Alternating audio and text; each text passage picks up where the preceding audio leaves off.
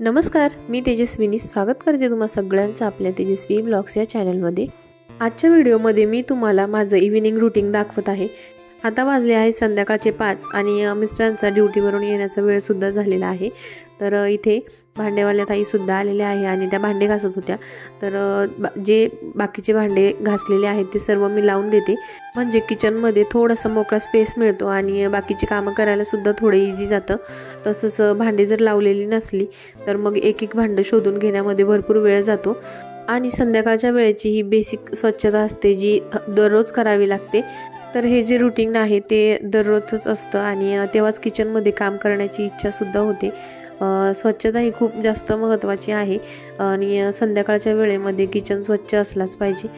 तर संध्याकाळचा नाश्ता हा खूप जास्त गरजेचा असतो, कारण संध्याकाळच्या वेळेत मोस्टली आपल्याला खूप जास्त भूक लागते आणि मिस्टरांचा येण्याचा टाईम असतो, तर त्यांना सुद्धा संध्याकाळी ड्युटीवरून आल्यानंतर थोडा तरी नाश्ता लागतो। म्हणून मग आज डोसा बनवण्याचा प्लॅन केला आणि जो आपण इडलीच्या पिठाचा बनवतो तो नाही, तर मी आप्प्यांचं पीठ भिजवलेलं होतं, त्यातूनच मी आज सकाळी ढोकला बनवला होता जो गुजराती स्टाईलचा असतो ना तो। तर त्याच पिठाचं मग आज मी म्हटलं की डोसेसुद्धा बनवूया आणि हे जे पीठ असतं ते एकदा फर्मेंट झाल्यानंतर याच्यातून आपण आप्पेसुद्धा बनवू शकतो, ढोकलासुद्धा बनवू शकतो आणि याचा डोसासुद्धा खूप जास्त छान लागतो आणि हेल्दीसुद्धा असतो, कारण यामध्ये मिक्स डाळी असतात। तर या तीनही नाश्त्यांच्या प्रकारामध्ये तेलाचं प्रमाण अगदी कमी असतं, म्हणूनच हे मला खूप जास्त हेल्दी वाटतात आणि करायला सुद्धा सोपे आहेत। तर डोस्यांसाठी इथे मी बटाटे बॉईल करून घेतले आहे, कारण डोसे म्हटलं की चटणीशिवाय ते अपूर्णच वाटतात आणि खायला सुद्धा टेस्ट येत नाही। म्हणूनच मग आधी मी बटाट्याची चटणी बनवून घेतली आणि ते बनवत असतानाच एका बाजूला आपण जी इडलीची चटणी बनवतो खोबऱ्याची ती सुद्धा मी बनवून घेतलेली आहे। तर इथे आता मी बटाट्याच्या चटणीसाठी फोडणी देत आहे आणि अगदी सोपी आणि इझी असते ही। त्यामध्ये मी फक्त कांदा, हिरवी मिरची आणि अद्रक लसूणची पेस्ट टाकलेली आहेत आणि बाकी बेसिक आपले जे मसाले असतात ते। तर अगदी 5 मिनिटात तयार होते। दुसऱ्या बाजूला मी जिरं मोहरीची आणि कढीपत्त्याची फोडणी देऊन घेतलेली आहे। जी आपली इडलीसाठीची चटणी जी बनवतो आपण ती मी इकडे बनवलेली आहे आणि डायरेक्ट मिक्सरच्या भांड्यातच मी तो तडका टाकत आहे, कारण जास्त भांडे पण भरवत नाही, कारण मग भांडेवाल्या ज्या ताई येतात त्यांच्यासाठी मग खूप जास्त भांडे पडतात आणि असं ही लहान मुलं आहेत तर असं वाट्या, चमचे, ग्लास वगैरे जास्त निघत असतात, तर म्हणून मग जिथे कमी करता येतील तिथे थोडंसं ॲडजस्ट करून घ्यायचं। तर चला, इथे माझा डोसा मस्त क्रंची असा तयार झालेला आहे आणि टेक्स्चरसुद्धा याचा एकदम परफेक्ट आलेला होता। तर आता हे सगळेजण बाहेर गेले आहेत, तर मी आधी नाश्ता करून घेते। आयुष आणि त्याचे पप्पा आले की मग त्यांना गरमागरम चालू पटकन बनवून देईल। तर इथे बघा प्लेट किती छान दिसते आहे आणि खूप जास्त हेल्दी आहे। मग तर हा जो डोसा आहे तो आपल्या रेग्युलरचा साधा जो डोसा आहे त्यापेक्षा खूप जास्त टेस्टी लागतो, तर एकदा तुम्ही नक्की ट्राय करून बघा। तर आता इथे माझा नाश्ता वगैरे करून झाला आणि लगेच मी बाकीच्या कामाला लागले, कारण संध्याकाळी खूप जास्त धावपळ असते आणि आता मी इथे जे सुकलेले कपडे असतात ते घेऊन आले। तर इथे बघा तुम्ही, जे नारळ आता चटणीसाठी फोडलं होतं ते इतकं मापात फुटलं की अगदी त्याचा मस्त असा शेप आला होता, ज्याचं काहीतरी आपल्याला करता येऊ शकतं। तर वेळ मिळाला तर नक्की त्याचं काहीतरी असं ट्राय करूयात।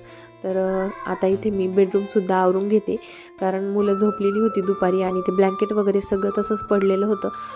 बेडरूममध्ये आणि किचनमध्ये सगळ्यात जास्त पसारा होतो, कारण कपड्यांचा पसारा बेडरूममध्ये असतो आणि भांड्यांचा पसारा जो किचनमध्ये असतो आणि आपला भरपूर वेळ हा या 2 रूममध्ये जात असतो, तर ते स्वच्छ असणं गरजेचं आहे। तर म्हणूनच मी आता ते सगळं आवरून घेतलं आणि नंतर किचनमध्ये सगळं स्वच्छ करून घेते, कारण संध्याकाळची वेळ आहे। तर ओटा वगैरे छान धुवून घेते आणि आज सकाळी माऊने अशा काही करामती केल्या की अगदी म्हणजे थोडक्यात बचावलं। हे बघा, इथे दिवा चालू होता आणि देवारा खाली आहे, तर रेग्युलर जशी ती झाडू घेऊन खेळत असते तशी खेळत होती आणि दिव्याला त्याचा धक्का लागला तर पूर्ण झाडूने अगदी पेट घेतला आणि भरपूर जास्त जळाला आहे बघा। पण खरंच स्वामींची कृपा आहे की ते थोडक्यात आवरलं आणि तिला कुठलाही चटका वगैरे भाजला नाही, कारण देवाऱ्यामध्ये माझा दिवा हा 24 तास चालू असतो। तुमच्याही घरी जर लहान मुलं असतील तर या छोट्या छोट्या गोष्टींकडे खरंच आपण लक्ष द्यायला हवं, कारण माझ्याच खरंच लक्षात आलं नाही की असं काही होऊ शकतं, कारण ती नेहमी खेळत असते आणि हा विचार माझ्या डोक्यातही आला नाही। तर असो, आता आयुष खेळून आलेला आहे आणि त्याच्यासाठी गरमागरम डोसा मी तयार करून दिला आणि हे अजून आलेले नाही, ते आल्यानंतर त्यांच्यासाठी सुद्धा बनवून देईन। तर चला आता संध्याकाळच्या दिवाबत्तीचा वेळ झालेला आहे आणि आता इथे मी दिवाबत्ती करून घेते, कारण सकाळी जसं दिवा शांत झाला त्याच्यानंतर मग मी लावलाच नाही, कारण ती परत परत देवाराकडे जात असते आणि जेव्हा तो झाडू पेटला त्यावेळेस तिने तो स्वतः तिच्यापासून दूर केला आणि मला आवाज दिला तिने आई असा. तर खरंच ही स्वामींचीच कृपा आहे, कारण इतकं जास्त ती कुठल्या गोष्टी सांगत नाही आणि इतकं जास्त बोलताही येत नाही तिला, पण तिला हे समजलं की काहीतरी भयानक आहे तर तिने ते तसं रिॲक्ट केलं. तर खरंच स्वामींची कृपा आहे आणि आम्ही थोडक्यात बचावलो, कारण घरामध्ये खाली कार्पेट टाकलेलं आहे आणि कधी ते पेट घेऊ शकत होतं. तर खरंच थोडक्यात बचावलं. तर चला आता इथे ना मी संध्याकाळीचा चहा वगैरे घेतला आणि संध्याकाळच्या स्वयंपाकामध्ये विशेष असं काही करायचं नाही, कारण नाश्ता एकदम फुल आणि हेल्दी झालेला आहे. तर आता दुपारची भाजी होती त्यातच होऊन जाईल, म्हणून मग आता फक्त चपात्या करायच्या आहे आणि जेवण पटकन आवरून करायचा आहे तो आयुषचा प्रोजेक्ट जो कधीचा पेंडिंग होता. आता वाजले आहे रात्रीचे 11:30 म्हणजे 11:45 म्हणा, आणि आम्ही इथे बनवत आहोत आयुषचा प्रोजेक्ट जो स्कूलसाठी प्रोजेक्ट दिलेला आहे. आणि मुलांचे सगळे प्रोजेक्ट जे असतात ते आपल्यालाच करावे लागतात आणि ते फक्त इकडे तिकडे खेळत असतात. तर इथे आम्ही दोघंही प्रोजेक्ट करण्यासाठी लागलो आणि इथे बघू शकता तुम्ही घरामध्ये इतका सगळा पसारा काढलेला आहे, कारण सगळं कटिंग वगैरे कार्डबोर्डचे पेपर सगळीकडे पसाराच पसारा झालेला आहे. मुलं शाळेत जातात पण आपल्यालाच त्यांचा होमवर्क करावा लागतो, बऱ्याच वेळा त्यांचा होमवर्क घ्यावा लागतो बसून, तितका वेळ आपलासुद्धा जातो. तसेच प्रोजेक्ट असले काही असाइनमेंट्स असल्या तर त्या तर आपल्याच असतात. तर हे करत असताना कधी कधी असं वाटतं की इतका अभ्यास जर आपण शाळेत असताना केला असता तर खरंच एखादी सरकारी नोकरी तर आरामात लागली असती. आणि हा सगळा प्रोजेक्ट बनवता आहे मिस्टर, परंतु सगळं क्रेडिट त्यांनाच हवं आहे आणि त्यामध्ये मदत लागते आपली. मग जे काही जुने बुक्स असतील त्यामधून काही कटआउट्स काढून द्यायला पाहिजे, चिपकवण्यासाठी ग्लू काढून द्यायला पाहिजे, कैची कुठे ठेवली, हे कुठे ठेवले, ते कुठे ठेवले, या सगळ्या गोष्टींसाठी आपण त्यांना हाताखाली हवेच असतो आणि फायनली सगळं क्रेडिट घेतात तेच.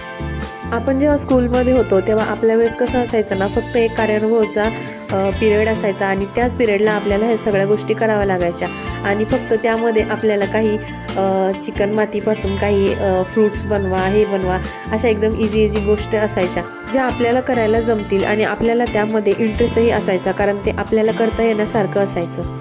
पण आताच्या स्कूलमध्ये महिन्यातून 2 ते 3 प्रोजेक्ट असतातच आणि त्याचमध्ये आपला भरपूर वेळ जातो आणि मुलांना त्यामध्ये कवडीचाही इंटरेस्ट नसतो, कारण मुळात काही प्रोजेक्ट हे त्यांच्या लेवलचे नसतातच. त्यांना ते प्रॉपर कटआउट्स काढणं किंवा हे सगळं डेकोरेट करणं या सगळ्या गोष्टी त्यांना जमण्यासारख्या नाहीच, म्हणूनच हे सगळं आपल्याला करावं लागतं.